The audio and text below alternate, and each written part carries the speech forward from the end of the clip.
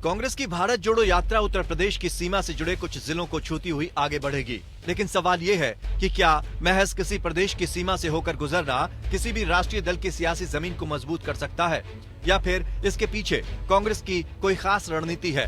दरअसल कांग्रेस ने भारत जोड़ो यात्रा में शामिल होने के लिए बीएसपी सुप्रीमो मायावती और सपा मुखिया अखिलेश यादव सहित अन्य दलों को भी आमंत्रित किया था, लेकिन अखिलेश की तरफ से महज आश्वासन के कांग्रेस को और कुछ हासिल नहीं हुआ। अखिलेश यादव ने राहुल को उनकी यात्रा के लिए शुभकामनाएं दी हैं, लेकिन बसपा की तरफ से कांग्रेस को कुछ भी हासिल नहीं हुआ और न ही कोई आश्वासन मिला। फिलहाल भारत जोड़ो यात्रा में सफर की शुरुआत के साथ ही सियासी पारा भी चढ़ने लगा है। कड़ाके की ठंड में भी राहुल गांधी की हाफ टी शर्ट को लेकर प्रियंका गांधी ने एक अलग अंदाज में विरोधियों को जवाब दिया। पूरा सत्ता का जोर लगाया गया, सरकार ने 1000 करोड़ रुपए खर्चे इनकी छवि को खराब करने के लिए, लेकिन ये सच्चाई से पीछे हटे नहीं। इन पे एजेंसियां लगाई गई, ये डरे नहीं, योद्धा है।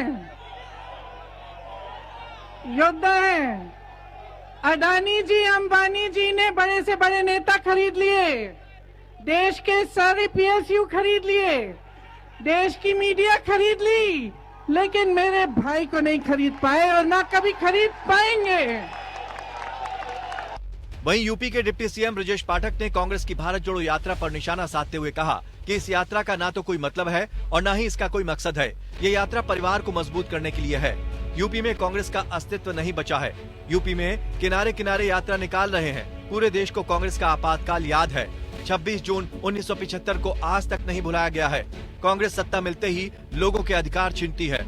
इसी कांग्रेस ने भारतीय सेना पर सवाल खड़े किए। राहुल गांधी ने सेना का मनोबल गिराया। ये कहना है डिप्टी सीएम ब्रजेश पाठक का। राहुल गांधी की जो यात्रा उत्तर प्रदेश में आज प्रवेश की, उस पर सवाल पूछे जा रहे थे। राहुल गांधी की यात्रा उत्तर प्रदेश में मैं कह सकता हूं कि छूते छूते निकल रही है।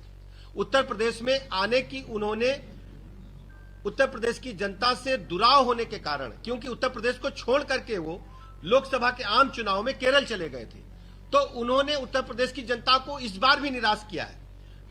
वो उत्तर प्रदेश के किनारे किनारे निकल रहे हैं और वो कांग्रेस पार्टी और वो उनके नेता जो लगातार देश को तोड़ने की बात करते थे, देश को विध्वंसक शक्तियों के साथ हाथ मिलाने का काम करते थे, टुकड़े टुकड़े गैंग के साथ खड़े होने की बात करते थे, वो लोग भारत जोड़ो यात्रा का छद्म नाम देकर के लोगों को गुमराह करने का प्रयास कर रहे हैं। उत्तर प्रदेश के आम जनता उन्होंने बुरी तरह नकार दिया है, इसलिए उन्होंने हिम्मत ही नहीं की उत्तर प्रदेश से निकलने की। वहीं कांग्रेस उत्तर प्रदेश में लंबे समय से वापसी नहीं कर सकी है। विभिन्न राज्यों में भी देखा जाए तो कांग्रेस के पास कोई ऐसा युवा चेहरा नहीं सिवाय राजस्थान के सचिन पायलट के, जो उसकी डूबती नैया का खेवनहार बन सके।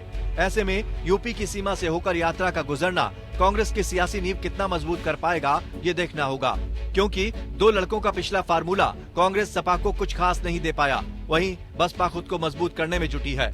मायावती राजनीति में चुनाव आने पर इक्का दुक्का बयान देकर खाना पूर्ति कर लेती है। वहीं अन्य छोटे दल अपने वजूद के लिए जूझ रहे हैं। ऐसे में कांग्रेस को उत्तर प्रदेश से बहुत कुछ हासिल होगा, ये कहना अभी जल्दबाजी होगा। फिलहाल यात्रा शुरू है और कांग्रेस उत्साहित है।